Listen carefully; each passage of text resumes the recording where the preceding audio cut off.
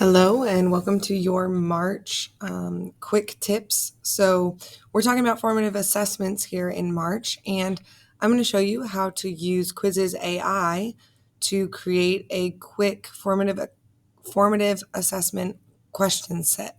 So you're on your Quizizz, you've logged into Quizizz, you go to create. You can pick any, but here for a formative assessment, we're going to pick assessment. We're going to hit generate with AI.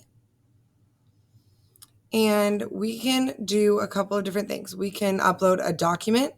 We can import something from our drive. That can be a slides, a doc, picture, PDF. They can pull out the text of any of those options.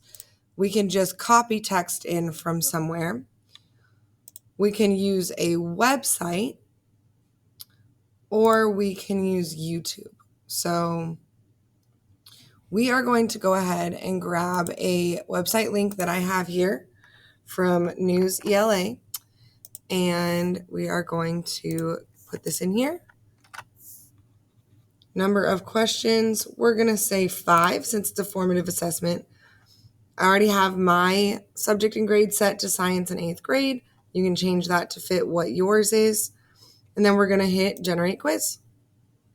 It's extracting the text from the link provided. You can minimize it and go work on whatever you want, but it takes a short amount of time to pull out those questions. So I now have a 5-question question set that I can use as a formative assessment in the middle of my teaching. I can go ahead and hit publish if I'm satisfied after I've checked those questions, because we always want to check our AI creations. I can go ahead and hit start now and do a live quiz, or I can assign it and go through all the steps here. If I hit assign, then I can go ahead and even give my students a link on Canvas. You see it here. I can give my students this link on Canvas, or I can even give them a QR code to scan with their Chromebooks, and I can pop that into my slides for the day. Happy formative assessment.